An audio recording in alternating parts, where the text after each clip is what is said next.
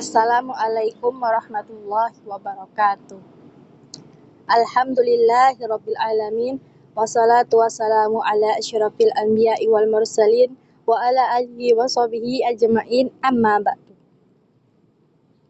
Perkenalkan, nama saya Nadia Mardiani dengan NIM 401230012. Saya akan mempresentasikan hasil dari makalah saya, yaitu tentang teknik negosiasi dengan rangkuman dari 3 artikel jurnal ilmiah. Adapun yang akan dibahas yaitu strategi, proses, dan efektivitas dalam dunia bisnis. Yang pertama, pengertian negosiasi. Negosiasi adalah proses tawar-menawar antara dua pihak atau lebih dengan tujuan mencapai kesepakatan yang menguntungkan semua pihak. Menurut Dawson 2004, negosiasi merupakan proses berunding untuk mencapai kemenangan bersama. Negosiasi digunakan untuk menjembatani kepentingan yang berbeda, misalnya antara produsen dengan konsumen. Mengapa negosiasi penting? Setiap orang melakukan negosiasi setiap hari. Kunci membangun kerjasama yang efektif. Cara menyelesaikan sengketa tanpa konflik. Ruang lingkup negosiasi yaitu bisnis dan industri manufaktur.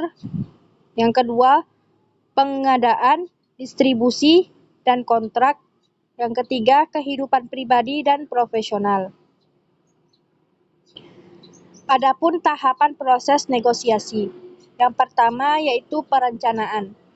Menetapkan tujuan yang jelas, realistis, dan dapat diukur, dipahami kebutuhan dan batas negosiasi. Yang kedua yaitu persiapan. Pelajari profil pihak lain, identifikasi kekuatan dan kelemahan, serta tentukan alternatif terbaik. Ketiga, pengumpulan informasi. Kumpulkan data relevan tentang harga, kondisi pasar, dan kebutuhan pihak lawan. Yang keempat, proses penawaran. Sampaikan penawaran secara komunikasi. Gunakan teknik verbal dan non-verbal secara efektif. Yang kelima yaitu penutupan kesepakatan. Dengan cara capai win-win solution. Dokumentasikan kesepakatan agar mengangkat secara hukum. Selanjutnya yaitu strategi negosiasi. Win-win atau integratif. Kedua pihak saling menguntungkan. Digunakan PT Dhanapati Prakasa Sentosa dalam negosiasi dengan pengepul kopi Toraja. Tujuan utama yaitu hubungan bisnis jangka panjang. Yang kedua, win-loss atau distributif. Salah satu pihak mendominasi, berfokus pada perolehan keuntungan maksimal, cocok untuk transaksi satu kali tanpa relasi jangka panjang. Yang ketiga yaitu loss-win atau akomodatif.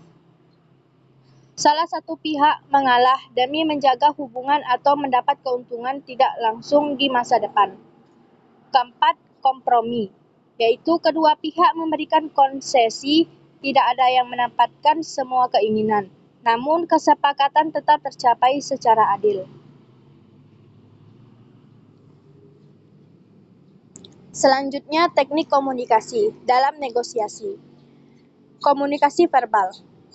Pilih kata yang tepat, jelas, dan persuasif. 2. Gunakan pertanyaan terbuka untuk menggali informasi. Ketiga, sampaikan penawaran secara bertahap. Keempat, hindari bahasa yang bersifat konfrontatif. Kelima, aktif mendengarkan atau active listening. Komunikasi nonverbal. Yang pertama, kontak mata menunjukkan kepercayaan diri.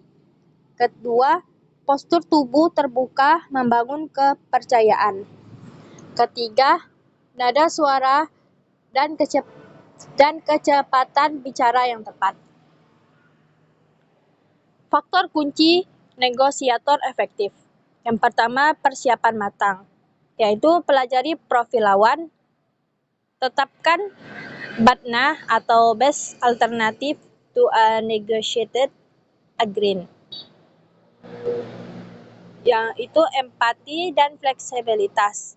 Pahami kepentingan pihak lain, bersikap terbuka terhadap kompromi. Ketiga, kreativitas, yaitu ciptakan solusi inovatif yang memuaskan kedua pihak. Yang keempat, integritas. Jaga kepercayaan, hindari manipulasi, utamakan hubungan jangka panjang. Selanjutnya, studi kasus negosiasi. Kasus yang pertama yaitu industri manufaktur. Konteks negosiasi, perbedaan bahan baku, distribusi produk, dan manajemen risiko perusahaan manufaktur. Strategi win-win atau integratif. Hasil kesepakatan harga, kualitas, dan jadwal pengiriman yang saling menguntungkan. Pelajaran persiapan matang plus tujuan jelas dan negosiasi sukses.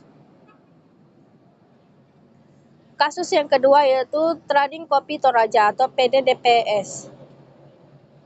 Konteks negosiasi antara PT Danapati Prakasa Sentosa dengan pengepul kopi Toraja.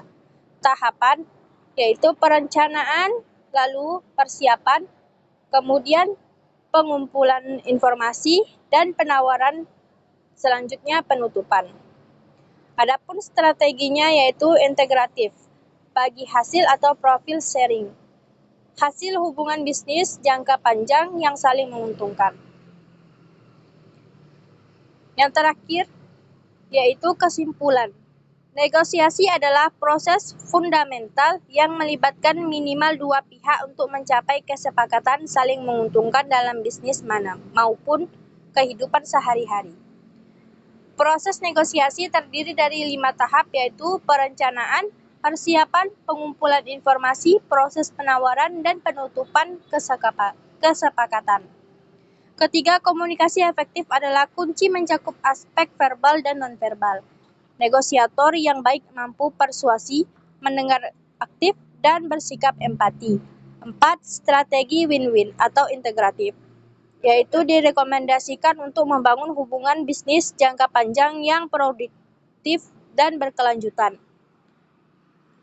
Yang terakhir yaitu yang kelima, keberhasilan bisnis sangat dipengaruhi oleh kemampuan komunikasi dan negosiasi yang baik.